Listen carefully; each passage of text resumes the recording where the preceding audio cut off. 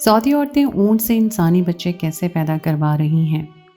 خدا را اگنور نہ کیجیے گا، جلدی سن لیجیے۔ سعودی عرب کے لڑکے کا رشتہ آیا تھا اور وہ بھی میرے لیے۔ یہ بات اتنی حیران کن تھی کہ جس نے بھی سنا وہ دنگ رہ گیا، کیونکہ میرے اندر ایسی خامی تھی کہ جس کی وجہ سے کوئی بھی مجھ سے شادی نہیں کرنا چاہتا تھا۔ ایسے میں اتنا اچھا رشتہ آنا بہت ہی عجیب بات تھی۔ سب نے ابا سے یہی کہا کہ یقیناً لڑکے میں کوئی عیب ہوگا، کوئی ایسی برائی کہ جس کی وجہ سے اس کے گھر والے تمہاری بیٹی جیسی لڑکی کو بھی اپنانے کے لیے راضی ہیں۔ ابا خود بھی کھٹک گئے تھے کہ اگر لڑکا اتنا اچھا اور پیسے والا تھا تو پھر ہمارے گھر رشتہ کیسے بھیج دیا؟ میرے لیے تو کبھی کوئی رشتہ آتا ہی نہیں تھا۔ مجھ سے بڑی بہنوں کی شادیاں بھی ہو چکی تھیں اور چھوٹی بہنوں کی بھی۔ ایک واحد میں تھی جو اپنے ابا کی دہلیز پر جم کر بیٹھ گئی۔ میرے اندر جو خامی تھی اس کا علم ہر ایک کو تھا۔ پھر ابا نے اپنے ایک دوست سے لڑکے کی معلومات کروائی جو سعودی عرب میں ہی نوکری کرتا تھا۔ ہر طرف سے یہی پتہ چلا کہ لڑکا بہت ہی نیک اور شریف ہے، محنتی ہے، یہاں بھی آ سکا، گھر بار اور خاندان اچھا ہے۔ پھر ایسا کیا ہوا کہ انہوں نے میرے لیے رشتہ بھیجا اور پھر ابا نے دو ٹوک بات کرنا ہی مناسب سمجھا اور لڑکی کی ماں اور بہن کو بلوا لیا۔ وہ دونوں عورتیں بڑی خوشی خوشی ہمارے گھر چلی آئیں۔ ابا نے مجھے بھی ان کے سامنے بٹھا دیا اور پھر شرم و حیا کو بالائے طاق رکھ کر میری خامی کے بارے میں کھل کر ان سے بات کی۔ اماں اس دنیا میں نہیں تھی، اس لیے ابا کو ہی بات کرنی تھی۔ حیرت کا پہاڑ تو ہم پر اس وقت ٹوٹا جب وہ دونوں عورتیں کہنے لگیں کہ ہمیں اس بارے میں پہلے سے معلوم ہے اور ہمیں شائستہ کو اپنے گھر کی بہو بنانے پر پھر بھی کوئی اعتراض نہیں ہے۔ اب تو واقعی ابا سوچ میں پڑ گئے تھے کہ کیا کیا جائے۔ ابا کو ڈر تھا کہ کہیں شادی کے بعد اس وجہ سے میرا شوہر مجھے چھوڑ نہ دے۔ ابا نے ان سے سوچنے کا وقت لیا، میری ساری بہنوں کو بلایا، بات چیت کی۔ سب نے یہی کہا جب رشتہ اچھا ہے تو پھر بسم اللہ کریں، آگے جو ہوگا دیکھا جائے گا۔ اور اس طرح میرا اور اسفن کا رشتہ پکا ہو گیا۔ سارا خاندان میری قسمت پر دنگ رہ گیا۔ جو لوگ مجھ پر باتیں بناتے تھے وہ اب مبارکباد دینے کے بہانے اس رشتے کو کھوج لینے کے لیے آ رہے تھے۔ جب مجھے اسفن کی تصویر دکھائی گئی تو میں خود بھی حیران ہوئی۔ وہ بہت ہی خوبصورت تھا اور شادی کے لیے چھٹیاں لے کر آیا اور میری اور اس کی دھوم دھام سے شادی ہو گئی۔ میرے ابا پرسکون ہو گئے کیونکہ میری خامی کی وجہ سے وہ بہت ہی زیادہ پریشان رہتے تھے۔ شادی کے بعد اسفن نے مجھے یقین دلایا کہ میرے اندر کی کوئی بھی کمی ہمارے رشتے پہ کبھی اثر انداز نہیں ہوگی۔ شادی کے 15 دن میں ان کے ساتھ میں بہت اچھے گزارے اور پھر وہ واپس چلے گئے، اور اس کے بعد مجھ پر ایک ایسی نئی حقیقت کھلی کہ میرے شوہر 5-6 سال میں ایک دفعہ واپس آتے ہیں، اور وہ بھی بس 10-15 دن کے لیے۔ وہ واپس اس لیے نہیں آتے کیونکہ اس طرح پیسہ ضائع ہوتا ہے، آنے جانے کی ٹکٹ پر بہت خرچہ ہو جاتا ہے۔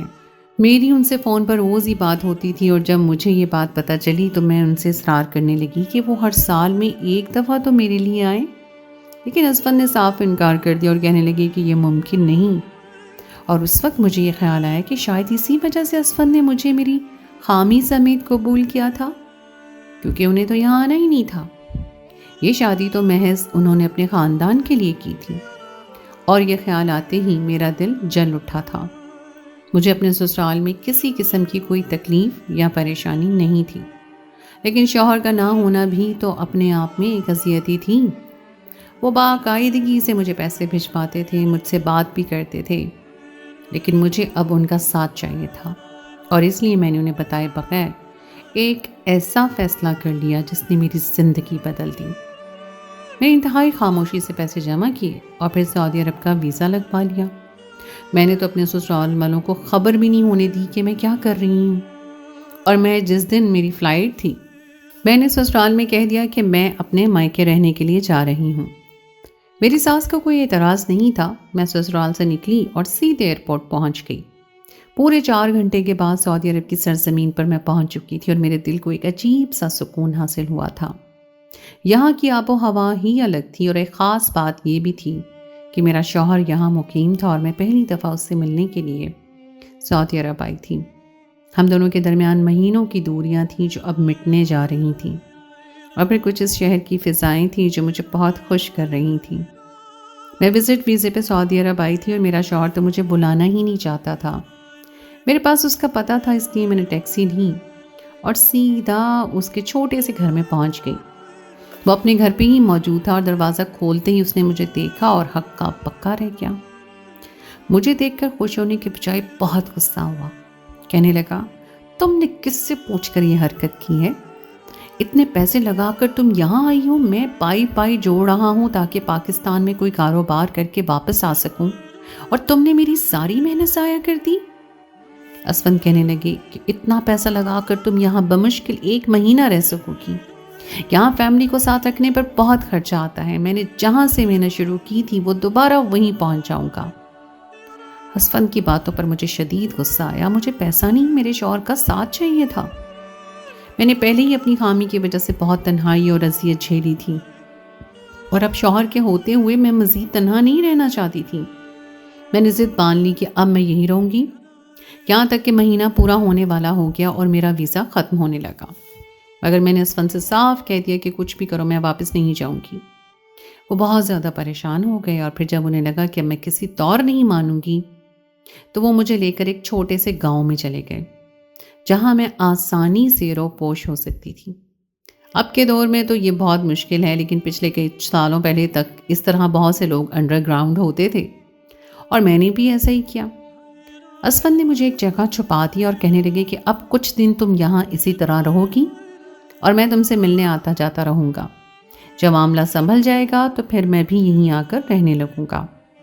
میں راضی ہو گئی، کیونکہ میرے لیے تو یہی بہت تھا کہ میرا شوہر مجھے ساتھ رکھنے کو تیار ہو گیا تھا۔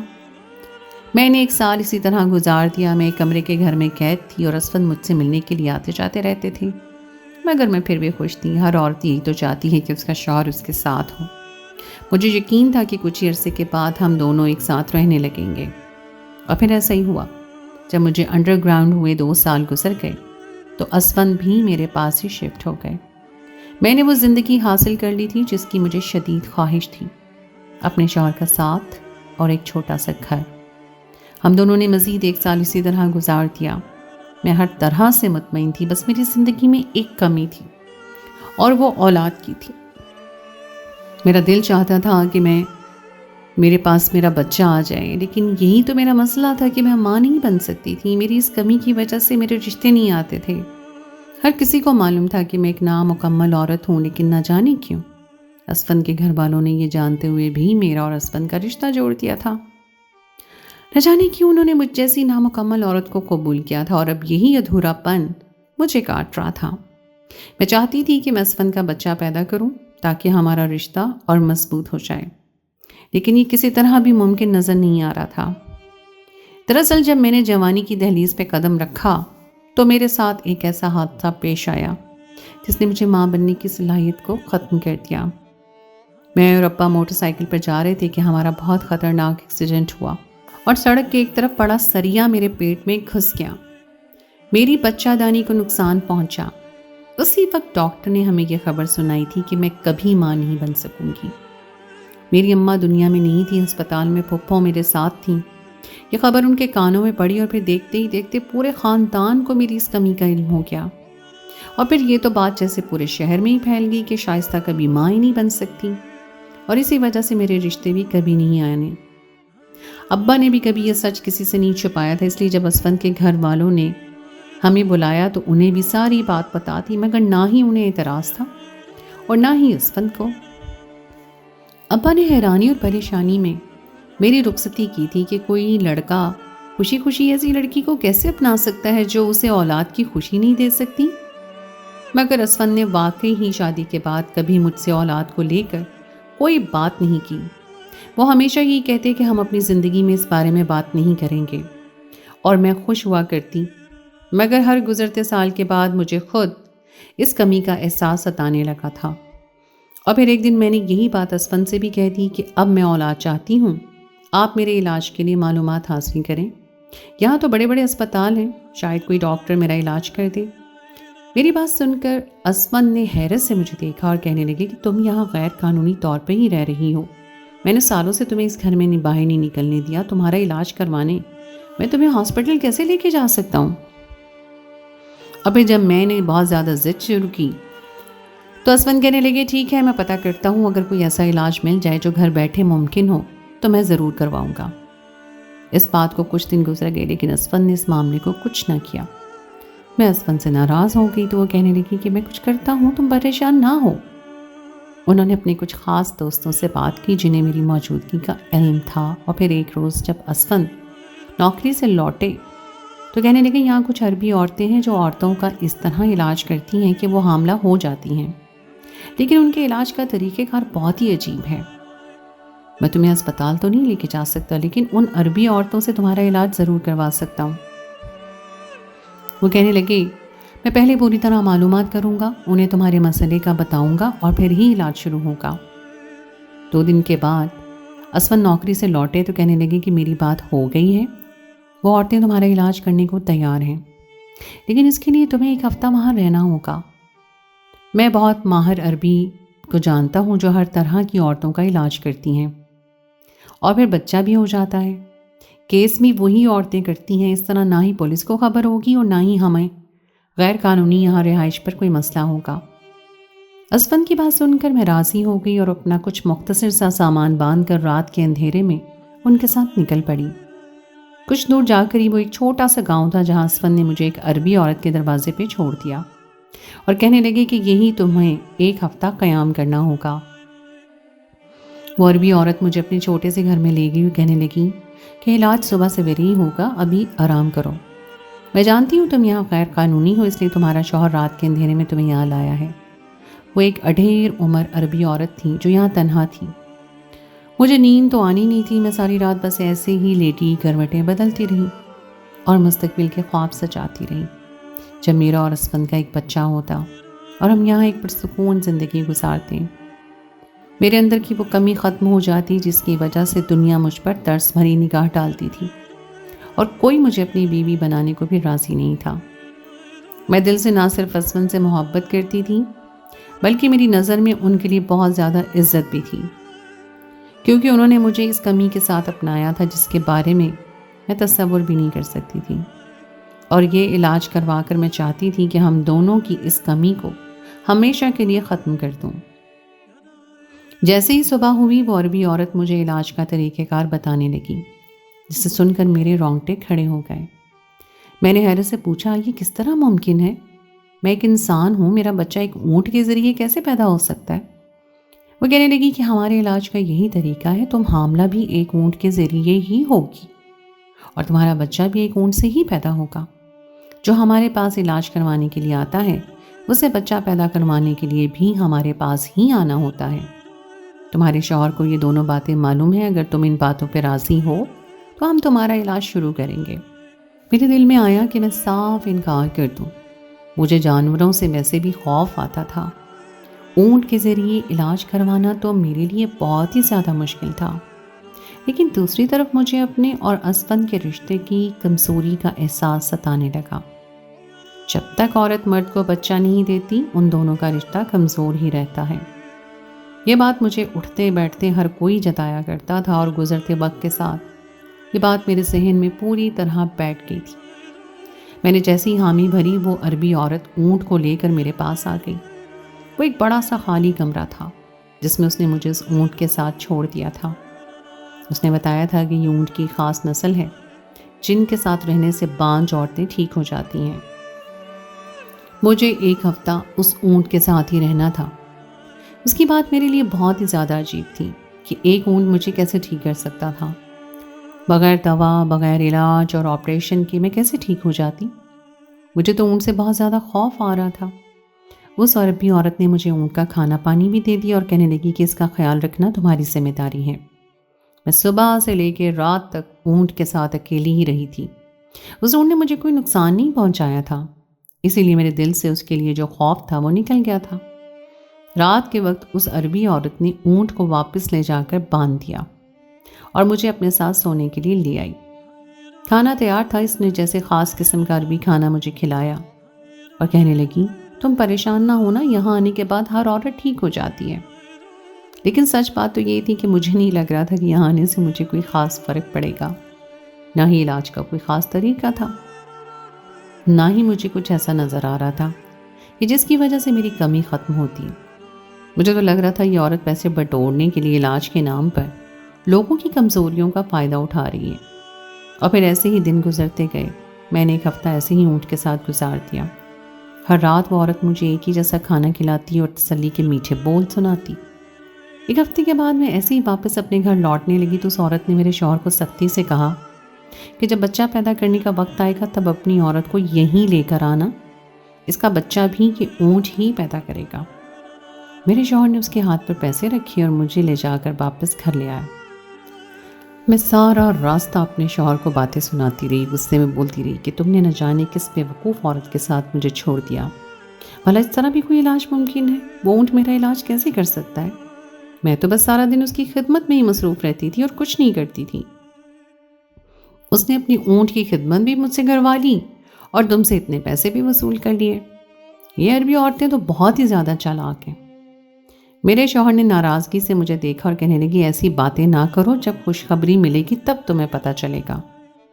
اور اس کے بعد اپنا علاج کا یہ طریقہ ہے، یہ کیا کرتی ہے، کیسے کرتی ہے، کوئی نہیں جانتا۔ اس عورت کے پاس اب تک نہ جانے کتنی بانجھ عورتوں کا علاج ہو چکا ہے، لیکن اس کے اونٹ کے ساتھ جو کوئی کرتا ہے وہ امید سے ضرور ہو جاتا ہے۔ اور پھر باقی پورے 1 مہینے کے بعد مجھے پتہ چلا کہ میں امید سے ہو گئی ہوں۔ میری خوشی کی انتہا نہ رہی۔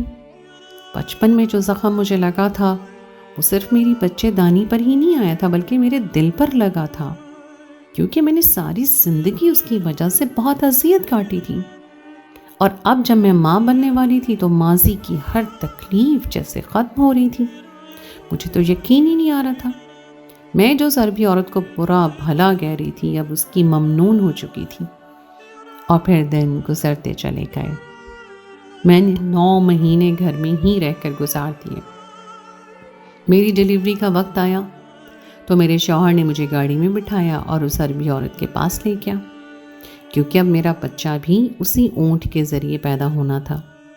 کیا، کیسے، کس طرح مجھے اندازہ نہیں تھا، مگر اب مجھے خوف نہیں آ رہا تھا۔ اور پھر اس عربی عورت نے مجھے اسی بڑے سے کمرے میں لٹایا اور اونٹ کو بھی وہیں لے آئی، کچھ دعائیں پڑھیں اور میرا کیس کرنا شروع کیا۔ تھوڑی ہی دیر گزری تھی کہ وہاں بچے کے رونے کی آواز سنائی تھی۔ میرا بچہ اس دنیا میں آ گیا تھا۔ اس عربی عورت نے میرا بچہ صاف ستھرا کرنے کے بعد میری گود میں ڈال دیا۔ میری نارمل ڈیلیوری ہوئی تھی اور میں نے صحت مند بچے کو جنم دیا تھا۔ میری آنکھوں سے آنسو بہ رہے تھے، مجھ سے رہا ہی نہیں گیا۔ میں نے اس عورت سے پوچھا یہ سب کچھ کیسے ممکن ہوا ہے؟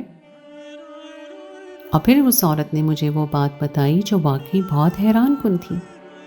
وہ کہنے لگی یہ اونٹ بہت ہی خاص قسم کی نسل ہے، یہ پرانے زمانے سے چلا آ رہا ہے، جن کی نسل پاک لوگوں کے زمانے سے ملتی ہے۔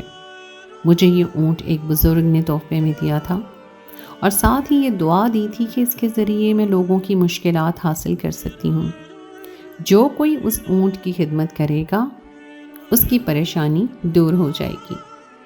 جب تم میرے پاس علاج کے لیے آئیں تو میں نے تمہیں 1 ہفتے اس اونٹ کی خدمت پر لگا دیا اور تمہارے کھانے میں کچھ خاص جڑی بوٹیاں ملا کر تمہیں دی۔ تمہارا مسئلہ تمہارا شوہر مجھے بتا چکا تھا۔ میرے پاس ایسی جڑی بوٹیاں تھیں جن کے ذریعے میں تمہارا علاج کر سکتی تھی۔ میں نے 1 ہفتے تک تمہیں وہ جڑی بوٹیاں بھی کھلائیں اور اونٹ کی خدمت بھی کرنے دی۔ مجھے اللہ کی ذات پر پورا یقین تھا کہ وہ تمہاری مشکل ضرور دور کرے گا، اور دیکھو میرا یقین آج پورا ہو گیا۔ تم نے ایک صحت مند بچے کو جنم دیا ہے۔ ڈیلیوری کے وقت میں اس اونٹ کو یہاں اس لیے لے کر آئی کیونکہ مجھے لگتا ہے یہ بہت بابرکت اونٹ ہے، اس کے ہونے سے بچہ آسانی سے پیدا ہو جاتا ہے۔ اب تک میں نے جتنی بھی بانجھ عورتوں کا علاج کیا ہے سب کے بچے پیدا کرتے وقت میں اس اونٹ کو یہیں باندھ دیتی ہوں تاکہ اس کے ہونے سے برکت ہو اور ڈیلیوری میں مشکل پیش نہ آئے۔ میں نے اس عورت کا دل سے شکریہ ادا کیا اور پھر اپنے شوہر کے ساتھ واپس رات کے اندھیرے میں اپنے گھر چلی آئی۔ میرا شوہر بھی بہت زیادہ خوش تھا۔ ہم دونوں کو وہ خوشی ملی تھی جس کے بارے میں ہم سوچ بھی نہیں سکتے تھے۔ اپنے بچے کو اپنے شوہر کی گود میں ڈالنے کے بعد میں نے اپنے شوہر سے پوچھا کہ آپ نے مجھ جیسی عورت کو کیوں اپنایا تھا؟ میرا شوہر میری بات پہ مسکرایا اور کہنے لگا، مجھے یہاں رہتے ہوئے کافی سال ہو گئے ہیں۔ میں نے عربی لوگوں کو بہت ہی رحم دل اور دوسروں کی مدد کرنے والا پایا۔ ان کے ساتھ رہتے ہوئے بھی میں ان کے جیسا ہو گیا۔ ایک دن مجھے میرے گھر والے تمہارے بارے میں بتانے لگے۔ کسی نے تمہارے رشتے کے لیے میرے گھر والوں سے بات کی تھی اور ساتھ ہی تمہاری کمی کا بھی بتا دیا تھا۔ یہ سنتے ہی میں نے اپنی ماں سے کہا کہ میں ایسی ہی لڑکی سے شادی کروں گا جس کے اندر کوئی نہ کوئی کمی ہو، تاکہ مجھے شادی کا زیادہ اجر مل سکے اور میں کسی کے لیے سہارا بن جاؤں۔ میری ماں بھی ایک نیک دل عورت تھی، اسی لیے اسے بھی کوئی اعتراض نہیں ہوا۔ اس نے تمہیں اپنی بہو بنا لیا اور میرا مقصد نہ ہی تم سے کچھ حاصل کرنا تھا اور نہ ہی تمہیں نقصان پہنچانا۔ میں جانتا ہوں کہ تم جیسی لڑکیوں کی زندگی کتنی مشکل ہوتی ہے۔ لوگ ساری زندگی بانجھ بن کے تانے دیتے ہیں اور کوئی کسی کی تکلیف نہیں سمجھتا۔ اس لیے میں تمہیں اپنی بیوی بنا کر ایک عزت والی زندگی دینا چاہتا تھا، مگر تم نے میری خاطر یہاں تک چلی آئیں۔ شاید یہاں اس سرزمین پر خدا کو تمہاری گود میں اولاد ڈالنی تھی، اس لیے تم یہاں اتنے عرصے سے غیر قانونی طور پہ رہ رہی ہو، لیکن پھر بھی ابھی تک پکڑی نہیں گئی ہو۔ یہ کہہ کر میرے شوہر مسکرانے لگے تھے اور میں شرمندہ ہو گئی تھی۔ آج میرا بیٹا 4 سال کا ہونے والا ہے۔ جب وہ 3 سال کا ہوا تو میں اور میرے شوہر ہم دونوں واپس پاکستان آ گئے، کیونکہ میں مزید غیر قانونی طور پہ وہاں چھپ کر گزارا نہیں کر سکتی تھی۔ بچے کی خاطر گھر سے نکلنا مجبوری بن گیا تھا۔ اب بھی کبھی مجھے وہ عربی عورت اور اس کا اونٹ یاد آتا ہے تو مجھے بڑی خوشی کا احساس ہوتا ہے کہ وہ عربی عورت اپنے یقین اور ایمان سے بہت سے لوگوں کا علاج کر کے ان کی زندگیوں کو مکمل کر رہی تھی۔ میں نہیں جانتی کہ میرا علاج اس کی جڑی بوٹیوں کی وجہ سے ممکن ہوا یا پھر اس اونٹ کی خدمت کی وجہ سے، لیکن جو بھی تھا اس کی وجہ سے آج ہم ایک اچھی اور مکمل زندگی گزار رہے ہیں۔